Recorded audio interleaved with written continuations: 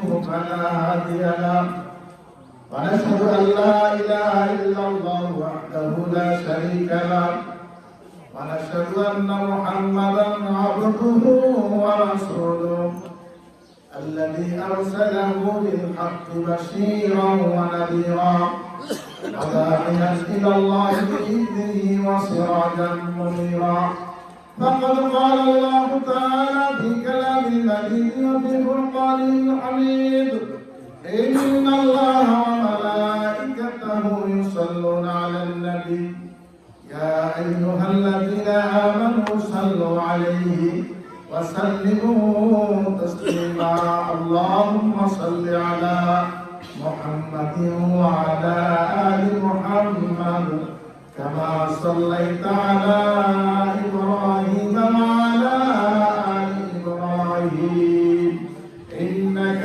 حميد مجيد اللهم بارك على محمد وعلى آل محمد كما باركت على إبراهيم وعلى آل إبراهيم إنك حميد مجيد মহান আল্লাহ তাবারক ওয়া তাআলার দরবারে লাখ কোটি শুকর আদায় করছি যে রব্বুল আলামিন আমাদেরকে পবিত্র ঈদুল আযহা সালাতের উদ্দেশ্যে ঈদগাহ ময়দানে এসে উপস্থিত হওয়ার, হাজির হওয়ার, বসার তৌফিক দিয়েছেন। সুস্থ স্বাস্থ্য নিয়ে শত সহস্র জটিলতা প্রতিবন্ধকতার ভিতর দিয়েও আল্লাহ পাক রব্বুল আলামিন আমাদেরকে সুস্থ স্বাস্থ্য নিয়ে ঈদগাহ মাঠে আসার যে তৌফিক দিয়েছেন সেজন্য আমরা সকলে বলছি আলহামদুলিল্লাহ। আরো শুকরিয়া আদায় করছি আল্লাহ পাক রব্বুল আলামিনের পক্ষ থেকে আমাদের প্রতি তার অবারিত অসংখ্য অগণিত নিয়ামত সমূহের জন্য সবাই বলছি আলহামদুলিল্লাহ। স্পেশাল ভাবে শুকরিয়া আদায় করা লাগছে এই জন্য গতকালকার আবহাওয়াগত পরিস্থিতি আর আজকের আবহাওয়াগত পরিস্থিতির মধ্যে বিশাল একটা পার্থক্য আছে কি নাই? এই যে আল্লাহ পাক রব্বুল আলামিন আমাদেরকে গরমও নয়, শীতও নয়, তারপর বৃষ্টিও নয়, আবার প্রচন্ড রৌদ্র নয়, এমন এক শান্তিময় আবহাওয়া দিয়ে আমাদেরকে শান্তিময় অবস্থায় অবস্থান করার জন্য তৌফিক দান করলেন। সেজন্য আমরা স্পেশাল ভাবে আল্লাহর শুকরিয়া আদায় করছি আলহামদুলিল্লাহ। আল্লাহ তাবারক তাআলার পক্ষ থেকে আমাদের জন্য নির্ধারিত বৎসরের দুইটা ঈদ। কয়টা ঈদ? আওয়াজ দিয়ে বলেন কয়টা ঈদ? কারো কারো জন্য তিনটা। নাউযুবিল্লাহ বলেন। আল্লাহ পাক রব্বুল আলামিন কয়টা ঈদ নির্ধারণ করেছেন? দুইটা। আবার কোন কোন ব্যক্তি তৃতীয় আরেকটাও নাম রেখেছেন। আল্লাহ আল্লাহ রাসূল যা নির্ধারণ করেন এর বাইরে শরীয়তের কোন বিধিবিধান নির্ধারণ করার অধিকার আর কার কি আছে? যদি কেউ মনে করে আল্লাহ আল্লাহ রাসূলের নির্ধারণের পরও ইবাদত বন্দেগীর জন্য আরো কোন আইন কানুন আমরা নির্ধারণ করতে পারবো, সে যেন এই কথাই বুঝাতে চাচ্ছে যে আমি আল্লাহ আল্লাহ রাসূলের চেয়ে বড়। নাউযুবিল্লাহ। আর তার কথা যারা মানছে তারা যেন এই কথা বুঝাতে চাচ্ছে যে আল্লাহ এবং তার রাসূল যে বিধিবিধান দিয়েছেন এটা যথেষ্ট নয়। আমাদের পীর সাহেব, আমাদের হুজুর সাহেব, আমাদের বুজুর্গ সাহেব, আমাদের আল্লামা সাহেব যেটা দিয়েছেন এটা আল্লাহ আল্লাহ রাসূলের বিধানের চেয়েও আরো উত্তম। সুতরাং এইরকম মন মানসিকতা যাদের থাকবে তাদেরকে আসলে ঈমান সঠিক আছে না ঈমানের মধ্যে ত্রুটি আসবে? ঈমানের মধ্যে ত্রুটি এসে যাবে। সুতরাং আমরা আল্লাহ আল্লাহ রাসূলের বিধানের বাইরে এক চুলও চিন্তা করতে পারি না। আল্লাহ পাক রব্বুল আলামিন আমাদেরকে বুঝার তৌফিক দান করুন। সবাই মিলে আমিন। ঈদুল ফিতর এবং ঈদুল আযহা এই দুইটা ঈদ আমাদের জন্য নির্ধারিত। ঈদুল আযহা মানে জবাহের ঈদ। ঈদ মানে কি? আনন্দ। ঈদ মানে খুশি। আনন্দ এবং খুশিটা এটা হলো জবাহের আনন্দ, জবাহের খুশি। আর ওটা ফিতরার আনন্দ, ফিতরার খুশি। সুবহানাল্লাহ। এই দুইটা ঈদের বাহিরে আল্লাহ রাসূল আল্লাহ পাক রব্বুল আলামিন আমাদের জন্য তৃতীয় কোনো ঈদের বিধান দেন না। আমরা কিছুদিন পূর্বে মাহে রমজানের পরে আমরা ঈদুল ফিতর উদযাপন করেছি এবং আজকে ঈদুল আজহা উদযাপন করার জন্য আমরা ঈদগাহ ময়দানে সমবেত হয়েছে। আল্লাহ পাক রব্বুল আলামিন আমাদেরকে তৌফিক দান করুন, সবাই আমিন। সকল প্রকার প্রতিকূলতা থেকে, সকল প্রকার দুঃখ বেদনা থেকে, সকল প্রকার সমস্যা সংকট থেকে নিরাপদে রেখে আমরা যেন আজকের ঈদুল আজহাকে উদযাপন করতে পারি, সেই তৌফিক যেন আল্লাহ পাক রব্বুল আলামিন আমাদের দান করেন, সবাই আল্লাহুম্মা আমিন। প্রিয় ভাই ও বন্ধুগণ, সময় খুব কম, আমরা সামান্য আলোচনা করবো। আর ঈদেরও ঐতিহাসিক প্রেক্ষাপটটা নিয়ে শুক্রবারে কিছু আলোচনা করেছিলাম, যারা ছিলেন তারা শুনেছেন। আজকে সামান্য একটু আলোচনা করবো, যেহেতু সময় কমে, সময় কমের ভিতরে আলোচনা করবো। ঈদুল আজহার ঐতিহাসিক প্রেক্ষাপট হলো হযরত ইব্রাহিম আলাইহিস সালাম আজরের ছেলে। কার ছেলে? আজর কি কোন মুসলমান ছিল? আজর একজন মূর্তি পূজক ছিল এবং রাষ্ট্রীয় পুরোহিত ছিল। মূর্তি পূজক এবং রাষ্ট্রীয় পুরোহিত। আজরের করে ইব্রাহিম আলাইহিস সালাম হলেন, যখন একটু বড় হলেন, উনি আজরের এই ইবাদত বন্দেগীর বিরুদ্ধে, মূর্তি পূজার বিরুদ্ধে উনি বিদ্রোহ ঘোষণা করলেন। সুবহানাল্লাহ। লম্বা চড়া ইতিহাস, সেই ইতিহাস বলবো না, মূল আলোচনা করবো। বিদ্রোহ ঘোষণা করলেন।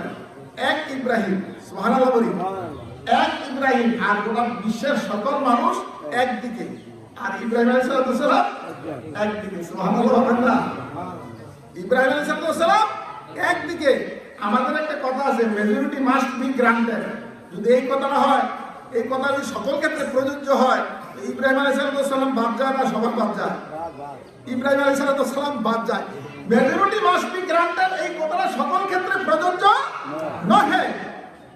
ইব্রাহিম আলাইহিস সালাম একা বললেন লা ইলাহা ইল্লাল্লাহ। অনেক ইতিহাস আছে, আমি কোরআন থেকে সেই ইতিহাসগুলো বলছি না, যেহেতু সময়। ইব্রাহিম আলাইহিস সালাম জীবনের বিশাল একটা সময় পাড়ি দিলেন আল্লাহ তৌহিদের জন্য, একত্ববাদের জন্য, শিরককে, মূর্তি পূজাকে, বিভিন্ন জিনিসের পূজা থেকে মানুষকে বিবৃত করে একমাত্র আল্লাহর ইবাদত বন্দেগীতে লিপ্ত করার জন্য পুরা জীবন সাধনা করে বয়স যখন 80 পার হয়ে গেল, তখন চিন্তা করলেন, হায় রে, আল্লাহর দ্বীনের জন্য, আল্লাহর জন্য কাজ করলাম, আমার তো আল্লাহ কোনো সন্তান দিল না। সুবহানাল্লাহ। আমার জন্য আল্লাহ সন্তান দিল না। তখন দোয়া করলেন, রব্বি হাবলি মিনাস সালিহিন। সুবহানাল্লাহ। রব্বি হাবলি মিনাস সালিহিন। যে দোয়া করছে আল্লাহ কয়, ফাওয়াসারনাহু বিগুলামিন হালিম। ইব্রাহিম, তুমি আমার কাছে চেয়েছো যে একটা সন্তান দাও, আর দিন আমাকে, আমি তোমার দোয়া করলাম, তোমাকে সুসংবাদ দিলাম একটা ধৈর্যশীল পুত্রের। সুবহানাল্লাহ। ঐতিহাসিকভাবে বর্ণনা করতে গেলে বছরের এদিক সেদিক কিছু আছে। 80 এবং 90 বছরের দশকের মাঝখানে, 80 এবং 90 বছরের দশকের মাঝখানে দোয়া করলাম, দোয়া কবুল হলো। ইব্রাহিম আলাইহিস সালামকে আল্লাহ পাক একটা ধৈর্যশীল পুত্র দান করলেন। সেই পুত্রের নাম হলো হযরত ইসমাঈল আলাইহিস সালাম। সুবহানাল্লাহ। আলাম্মা বালাগা মাআউ সায়া, যখন ওই ধৈর্যশীল পুত্রটা বালাগা মাআহু সায়া, পিতার সাথে দৌড়াদৌড়ি করার বয়সে পৌঁছলেন, পিতার সাথে দৌড়াদৌড়ি করার বয়সে পৌঁছলেন, পিতার সাথে রংরং করার বয়সে পৌঁছলেন। বাচ্চারা যখন একটু বড় হয়, বাবার সাথে গলা জড়াইয়া ধরে, কোমরে জড়াইয়া ধরে, হাতে ধরে তো আসা যাওয়া করে, তখন বাবার কিরকম লাগে? অন্যরকম অনুভূতি, ঠিক কিনা বলেন? যারা বাবা হয়েছে তারা সবাই বুঝে। এই বয়সে যখন পৌঁছলেন, আল্লাহ পাক রব্বুল আলামিন বললেন, ইব্রাহিম, তোমার সবচেয়ে প্রিয় জিনিসটা তুমি কুরবানি করো। সুবহানাল্লাহ। ইব্রাহিম আলাইহিস সালাম ওট, দম্বা, ভেড়া অনেক কিছু কুরবানি করলেন। লম্বা চূড়া ইতিহাস। আল্লাহ পাক রব্বুল আলামিন বলেন, ইব্রাহিম, তোমাকে তো বললাম কুরবানি করার জন্য, তুমি তো কুরবানি করছো না। আসলে আল্লাহ পাক দেখেন কিনা কুরবানি করছে? দেখেন। ইব্রাহিম আলাইহিস সালাম বলেন, আল্লাহ কুরবানি তো আমি করছি, তা আমাকে তো পৌঁছে নাই। সুবহানাল্লাহ। আমি তো বলছি তোমাকে ইব্রাহিম সবচেয়ে প্রিয় বস্তুটা কুরবানি করার জন্য। সুবহানাল্লাহ বলুন না? ইব্রাহিম আলাইহিস সালাম এবার বুঝতে পারলেন যে আমার কাছে সবচেয়ে প্রিয় বস্তু তো হলো আমার প্রাণাধিক প্রিয় পুত্র ইসমাঈল। সুবহানাল্লাহ। তখন উনি ইসমাঈল আলাইহিস সালামকে ডেকে নিলেন। সুবহানাল্লাহ। ইসমাঈল আলাইহিস সালামকে ডেকে নিয়ে বললেন, ইয়া বুনাইয়া ইন্নী আরা ফিল মানামি আন্নী আসবাহুকা ফানজুর মাযা। হে আমার প্রিয় পুত্র, আমি স্বপ্নে দেখলাম তোমাকে আমি জবাহ করছি। কি করছি?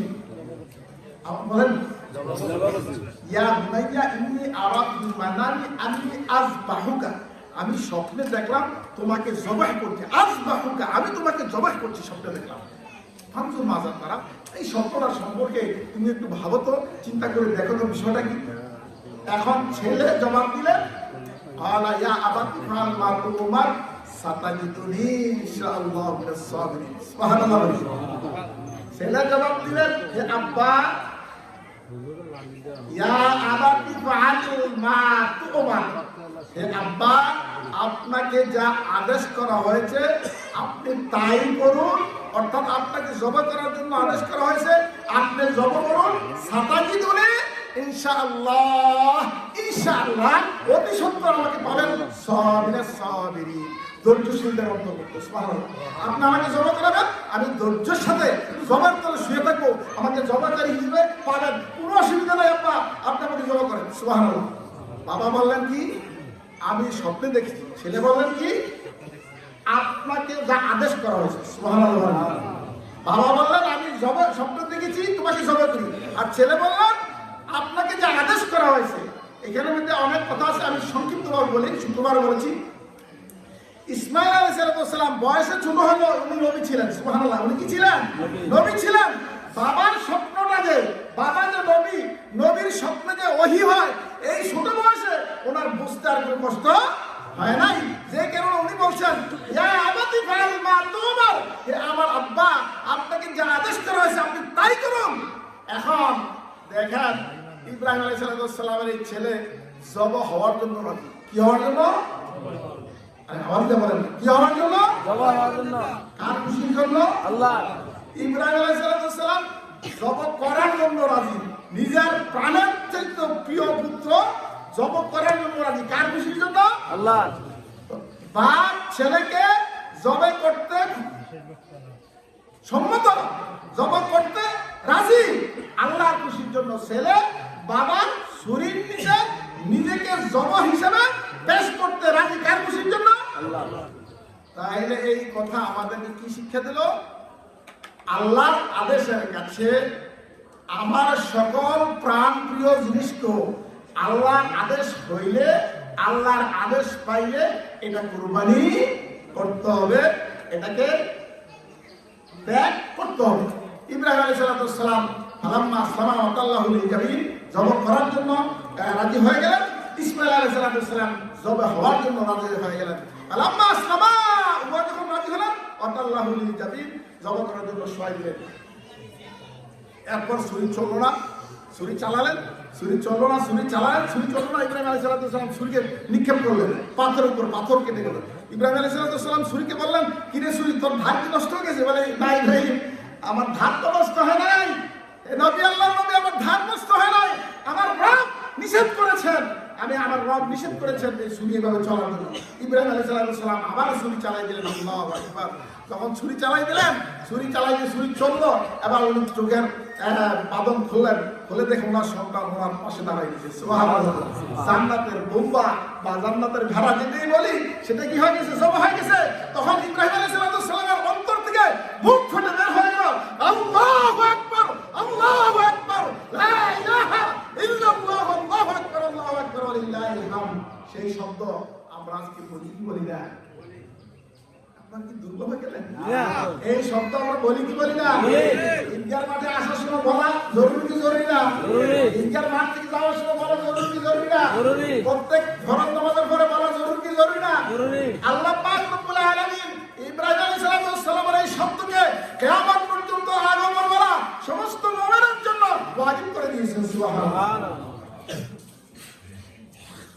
এরপর আল্লাহ পাক রব্বুল আলামিন ইব্রাহিম আলাইহিস সালামকে ডাকলেন, ফানাদাইনাহু ইয়া ইব্রাহিম, আমি ইব্রাহিমকে ডাকলাম, হে ইব্রাহিম, কদ সাদ্দাকতা রুইয়া, আমি যেটা তোমার স্বপ্নে দেখাইছিলাম ওই স্বপ্নটাকে তুমি বাস্তবায়ন করে দিয়েছো। সুবহানাল্লাহ। আমি দেখাইছি স্বপ্ন, আর এটা তুমি বাস্তবে পরিণত করে দিয়েছো। কদ সাদ্দাকতা রুইয়া ইন্না কাযালিকা নাজজিল মুহসিনিন।